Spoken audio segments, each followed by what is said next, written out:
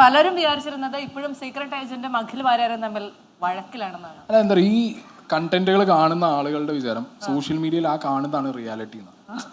അങ്ങനെയല്ല. അപ്പൊ ഞാൻ എത്രയോ പേരെ കുറിച്ച് വീഡിയോ ചെയ്തിട്ടുണ്ട്, എത്രയോ പേരെ കുറിച്ച് വീഡിയോ ചെയ്തു. പിന്നെ അപ്പോ അത് എന്താന്ന് വെച്ച് കഴിഞ്ഞാൽ ഒരു പോയിന്റിൽ ഇപ്പോ യു ഫീൽ ലൈക്ക് എന്താ പറയാ മോശമായി പോയി, അപ്പൊ എന്തായാലും ഓബിയസ്ലി എന്നെ കോണ്ടാക്ട് ചെയ്യും. അപ്പൊ ഞാൻ എന്തുകൊണ്ട് പറഞ്ഞു, എങ്ങനെ പറഞ്ഞു എന്നുള്ളത് ഞാൻ അവരെ മുന്നിൽ പ്രസന്റ് ചെയ്യും. ഞാൻ അന്ന് വീണേനോട് പറഞ്ഞതാണ്. അപ്പൊ ആ ഒരു സാധനം പ്രസന്റ് ചെയ്യുന്നതോട് കൂടിയിട്ട് അതവിടെ തീർന്നു. ഇനിയിപ്പോൾ എനിക്കൊരു അപ്പോളജി പറയണമെന്നുണ്ടെന്നുണ്ടെങ്കിൽ ഞാനത് പറയും, റെഡിയാണ്. കാരണം ഞാൻ എന്ന് പറഞ്ഞ വ്യക്തി ഞാനായിട്ട് ഉണ്ടാക്കുന്ന കണ്ടന്റുകളല്ല, എൻ്റെ പെർസ്പെക്റ്റീവ് പറയാണ്. അത് ബാക്കിയുള്ളവരുടെ കണ്ടന്റുകളിൽ നിന്ന് സ്കാവൻ ചെയ്തിട്ടാണ്.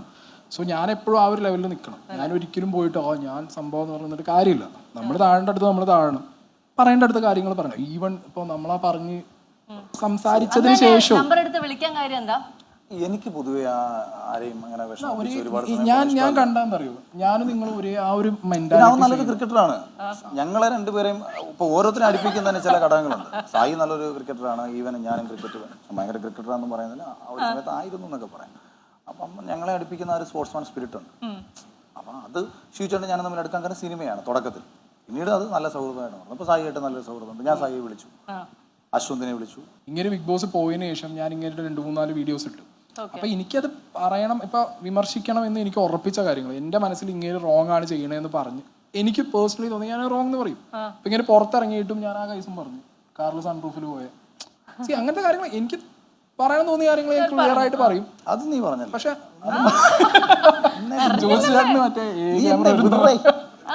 എന്നെ ഫേമസ് ആക്കാതെ കൂടെ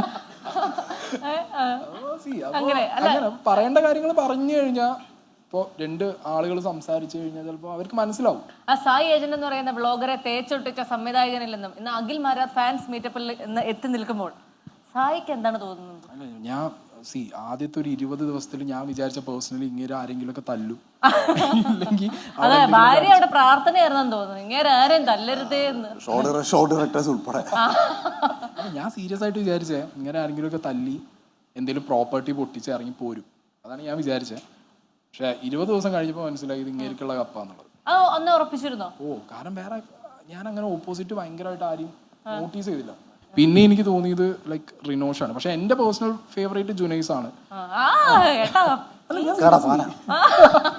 ഞാൻ സീരിയസ് ആയിട്ട് ഞാൻ ജുനൈസിന് വേണ്ടി ഇവൻ വോട്ട് വരെ ചോദിച്ചിട്ടുണ്ട്. അഖിൽ മാരാർക്ക് വേണ്ടിട്ട് എന്തെങ്കിലും ചെയ്തു കൊടുത്തിരുന്നോ? പരമാവധി ദ്രോഹിച്ചു.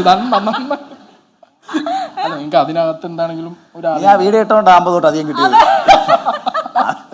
എന്നോട് ചെയ്ത ഏറ്റവും വലിയ സ്നേഹം എന്നെ സപ്പോർട്ട് ചെയ്യാതിരുന്നു. നമ്മളറിയില്ലേ ശത്രുക്കളെ പോലും മിത്രങ്ങളാക്കാനുള്ള ഒരു പ്രത്യേക കഴിവ് ഇങ്ങനെ സീരിയസ്ലി ഇങ്ങനെ ഉണ്ട്.